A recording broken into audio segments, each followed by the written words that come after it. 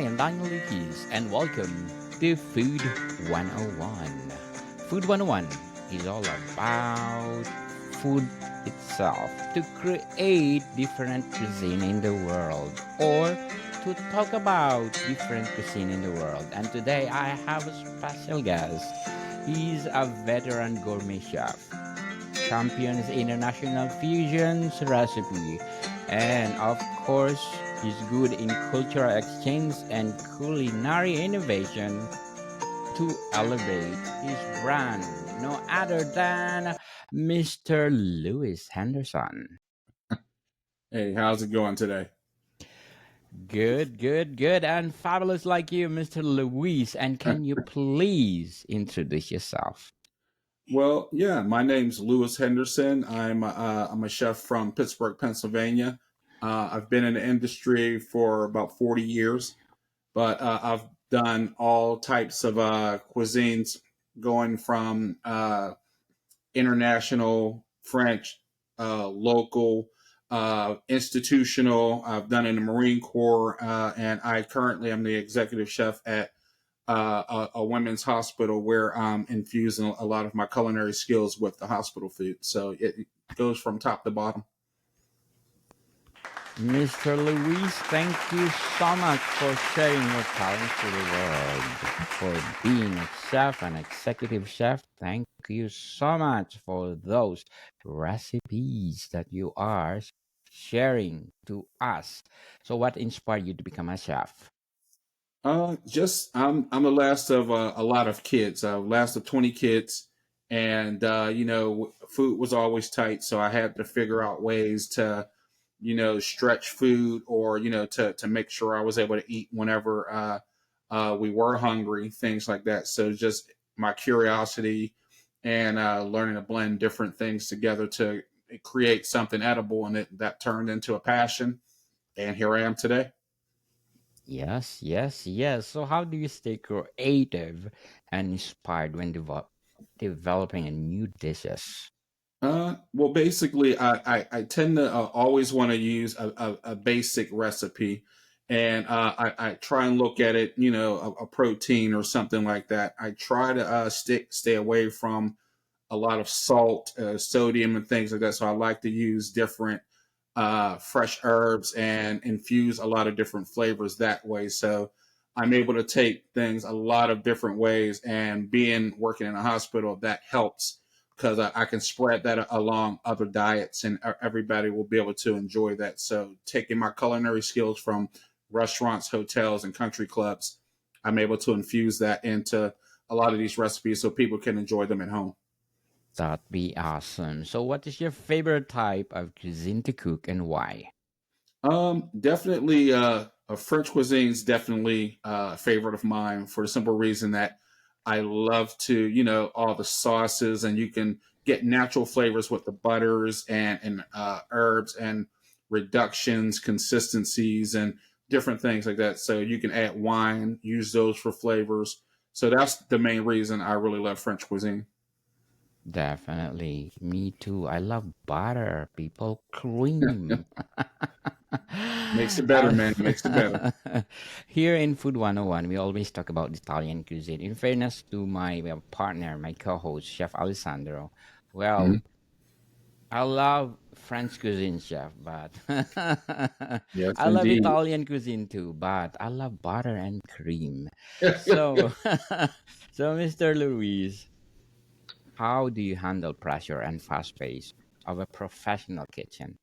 Well, I I take it like a bull by the horns. And Yes, typically I like to be in the kitchen, make sure that all my team is in place. I set the place, give them clear directions on what I need, how I need it. Whenever I expedite the food, I call the food that I need. I don't need something 4 tickets down.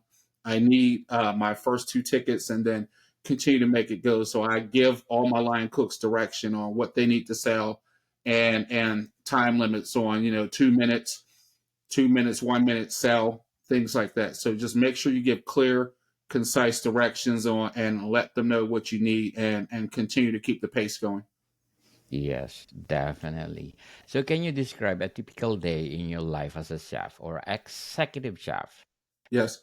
Well, a typical day in a restaurant, I would say I would have to come in and I have to make sure all of the orders came in properly, inspect the food, make sure the temperatures are good, and that would be the first thing. Once I make sure all the equipment's turned on and operating, inspect the and check in the orders, and then make sure that, of course, your staff is in properly. To make sure all invoices are turned in, to make sure the bills get paid.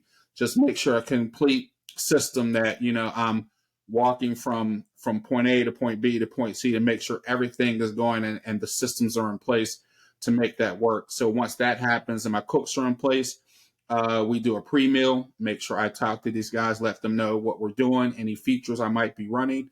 And then once they know that, I do a demo plate and we teach the front of the house staff and the servers, they can taste it, see what it's like, so they can describe it and sell it. Then once that happens and we open the doors, it's time to get ready to rumble. You get through everything and make sure everything is prepped properly. Make sure you have enough supplies to get through the evening, and then continuous prep and make sure you're cleaning as you go to have a clean kitchen so people can eat safely and and feel good about it, and just keep that system going from start to finish to make sure we keep it clean, keep a good pace, make sure that everyone gets food and the first guest gets served the same as the last. Everyone gets the best service possible. Very well said, Mr. Luis. Very well said. I agree with you. I salute you for that. So, what has been your biggest challenges as executive chef, and how did you overcome it? My biggest challenge, I would say, is actually recently when COVID hit. It shut down the entire industry. It was a nightmare for anyone, you would say, in service industry, let alone any industry. So the staffing woes, myself and two other people, we basically ran the restaurant ourselves, and we did everything to go. And everything we did, we basically took all that money to build our cash reserves back up so we can bring our staff back, because they were on the brink of shutting down the operation. But for about 6 weeks, me and two other people, we ran the entire operation from open to close, and we built up enough cash reserves so we can bring our team back. And it's a thriving business now. So I feel pretty good about that. That's how we took the onus on our shoulders to make sure that we kept the business running, and we built it up so we can bring the employees back. And now it's flourishing. Yes, flourishing, flourishing. So, how do you approach menu planning and ingredient selection? Uh, well, we always try and go local, but if you want something that's, might want to have an exotic thing every now and then, but you want to make sure it's accessible. And then, of course, it has to be fairly priced. So make sure you can source it uh, and get it on a consistent basis. So you're not getting it one day out of the week and you can't get it two or three others. So you want to make sure it can be sourced properly, and then you want to look at everything, make sure it's all priced to turn a profit. So you can't get the same profit from everything, but if I have a high food cost on one thing, I can have a lower on others to make sure the entire menu comes up to be the designated food cost that I want to hit. Because you can't win on everything, but you want to make sure the entire menu is priced accordingly.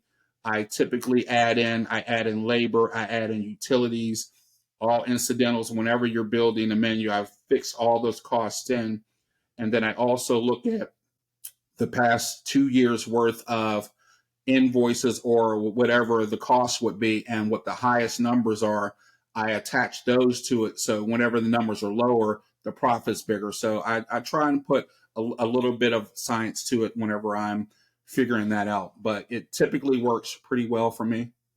Definitely. So, what are some essential skills you think that every aspiring chef should master? Uh, Definitely you definitely need knife skills. You definitely need math, because you have to do a lot of conversions and everything like that, and you don't know when your computer or your cell phone is going to go down. or anything like that. You need those common skills so you can convert something on the fly, and you just need to understand what your measurements are whenever you're doing that, especially if you're baking versus cooking, because baking is more of a science and you want to make sure you have exact measurements. Now, and you just need the general knowledge of sauce making, because if you can make a sauce, you can make a soup. If you can make a soup, you can make a you can make broths. You can make all of these things. So those basic things: knife skills, measurement skills, and general sauce making skills as well. Definitely. I agree, Mr. Louis. So, how do you stay updated on food trends and new culinary techniques? Well, basically, I typically I read a lot, of course, and then with my purveyors, we go to food shows and see all of the newer toys and items with all the bells and whistles, and you just do different things, and you bring people in from some other purveyors who have some products they might want to sell. You can bring those in and try and innovate some of your other items, so they can bring their product in. You can use their product to make new items. So, it's a win-win for everybody. What is your process for creating a new dish from scratch? Uh, Basically, it's a little strange if you if you really want to know. I'll put a I'll write down my ideas, and I'll literally put a bare plate in front of me, and I'll have it drawn on a piece of paper, and in my mind I'm building it, and then I look at it, then I build it up a few times. So once I have an idea what it I actually want to do it, then I'll take all the notes that I made, and then I'll start building it. So to make sure that I have, once again, all of my ingredients is all about mise en place. So I got to make sure I have everything available, have everything in house, and then make sure I have enough so I can serve all of the people who are going to be selling it, tasting it, and representing this product. So you got to make sure you have enough, make sure you have it prepped properly, and source it, and then you can execute it. Yes. So, what advice would you give to someone aspiring to work in the culinary industry? The advice I would give them is definitely it has to be a passion. I mean, some people come in and it's going to be a job. Some people take it as a job just to pay the bills. But if you're going to have any longevity in there, it has to be a passion. You have to care about quality of the food that you're putting in. You got to care about, the textures. You want to make sure it's the best finished product possible, not just as people would say, slinging hash. You have to care about the end product that you're putting in. Yes, it's hard to work in the kitchen, people. If you Yes, have the passion, go, go, go. Stop procrastinating. Oh, absolutely. okay, so how do you manage food waste and sustainability in the kitchen? Well, actually, it's good you say that. We have a program in place where we have a company come in and get all of our anything that's biodegradable. So any food, any waste, we have a company. We have green buckets, and we keep anything that's food based. We'll put them in there, and then we give that to them and weigh it, and then we get a little money back as far as that goes. As far as the wastes and over prepped amounts, I have situations with the food banks and other places and shelters and whatnot. I track everything that we don't waste or over prep. We weigh it and we make sure we track it that way, so we know what we're prepping, and then each month we look at what we gave away, and then we back down our pars a little bit if we're overproducing. So as a catch 22, so we can watch these numbers and we can reel them down to a little bit lower so we're not wasting, but we don't want to run out during our busy season. So we take care of that. We make sure everything's weighed, and anything, if we don't donate it or if we don't create specials with it, then at the very end of the shelf life, then we'll put it in the biodegradable containers, and we'll give it that way, and we still get a little back from what we give to the company that regenerates it. Wow. I like that, Mr. Luis. I hope people will do that too, because there's a lot of ways in the kitchen. So, can you share a memorable experience or accomplishment from your career? Yeah, yeah. I have a couple of different ones, but I say the biggest accomplishment or moment I've had is I was pretty young, and I was working doing my extern in a hospital, and a King Hussein from Jordan, he was getting a liver transplant in the hospital I was working. I was the banquet chef there, and of course, his chef couldn't cook there, but I was chosen to cook his food, and I was basically guided by his personal chef how to cook for him and everything. And I did that for about 6 weeks. So the whole time that he was recovering from his liver transplant, I was actually a personal chef to royalty, basically. So I felt pretty good about that. It was a really nice man, great people. They treated me very well. Good job, Jeffy. Good job. But before we go on, I'm inviting you to please do listen to my other podcast, Book 101 review on my fourth season, people. Fourth season. My fifth season is coming this coming December, and my feature author of the month of November. He is award-winning author and, of course, best-selling author to Mr. Gerald Everett Jones. So please do listen. Book 101 review. And on my fifth season, yes, I have something good for Book 101 review. I'm preparing award-winning and best-selling author too for my feature author of the month of December. And she is not not he. So she is. Spoiler. So, Mr. Louis, how important is teamwork in the kitchen? It's paramount. No one person can do it all alone. You know, you have to have a prep cook to get the cooks ready. You have to have a receiver who's taking the food in to get the food ready for the prep cooks. You have to have dishwashers who are able to have the pans, the dishes, the silverware, and everything that you use to execute what you do. And then, of course, you have to have the line chefs, and you have to have the executive chef to guide everybody. So everybody works together in the kitchen. They call a kitchen system in the French cuisine a brigade system, which is basically like an army, or however you want to call it. But you have to follow the hierarchy, and everyone has a part to play in executing the kitchen. Yes, you have unity so that there's no chaos in the kitchen. So Yes, sir. how do you handle negative feedback from customers? Well, everyone everyone's entitled to how they express themselves, but the main thing you want to do is to make sure that they feel heard. And that's what most people want. They just want to be heard. So if they're giving a negative feedback, you take it in and you let them finish expressing themselves. You don't cut them off, and let them say what they feel. And then you make sure you address the core issue, what they're saying. Let them know you acknowledge it. Let them know that you feel bad that that happened to them, and you want to do whatever it takes to make it right.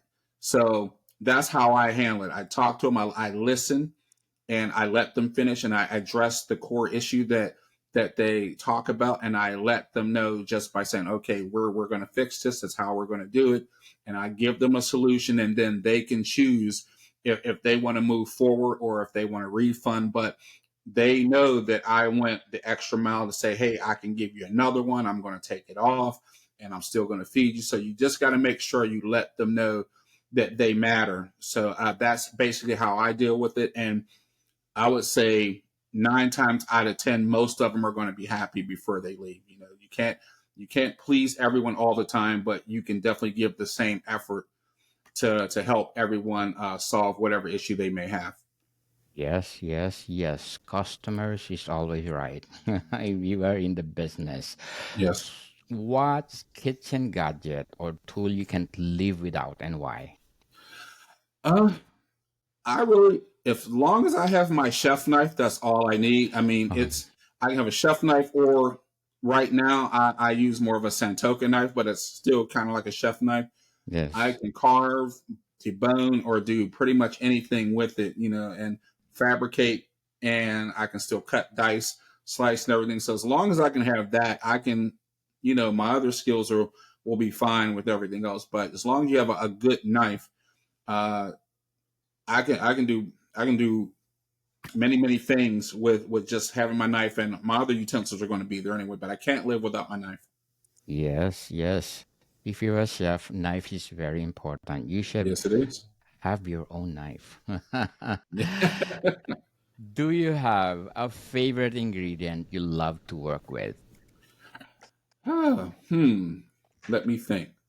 Actually, I actually use it's actually a seasoning that I make. So it's a combination of uh, kosher salt, white pepper, paprika, and granulated garlic. I use that as a base of anything that I cook, and it evens all the flavors out. It enhances pretty much everything, and it's not too salty because you can control how much salt you put in there, and then it blends well with. I I use it with pretty much anything. My wife calls it loose spice. So I have my own loose spice that I use on any and everything that I cook. But yeah, just that mixture I put on any and everything that I prepare from start to finish. Definitely, that will be awesome. So, how do you balance creativity and consistency in your dishes? Well, consistency is always has to be first. So if I have a recipe, the recipe needs to be followed. Uh, Creativity, you can work on like positioning things on plates and things like that. You can get a little creative like that, but you want to make sure that how you're executing and processing it has to be done the same every time. I want to see a recipe in front of my cooks every time. I don't care if they've made it 200 times. I want to see my recipe book close by. Now, the plating we can adjust, but as long as the core product is done the exact same way, that's how I approach it. I just want to make sure that the core recipe is always executed properly, and we can do different things with the plating, positioning, even garnish. So that's how I balance creativity and consistency. Very well said. Chefy, so what trends do you see shaping the future of the culinary world? Say that one more time. What trends do you see shaping the future of the culinary world? Oh man, well, and it's not a great trend. We want to reverse that back. There's a lot of pre-cooked and prefabricated foods that a lot of places are starting to use, and I think we need to have a happy medium where we are teaching uh, actual skills and teaching them the proper temperatures and everything like that. So I mean, I would say I'm not going to say negative, but it's a different kind of trend because of the labor issues. People are getting prefabricated products, so I would say it's going to be a lot more pre-done foods, and people are just making sauces and finishing. So it's going to be a trade-off with quality versus quantity. So I mean, I see that happening until we get some more skilled people back in the industry. So that's what I would see.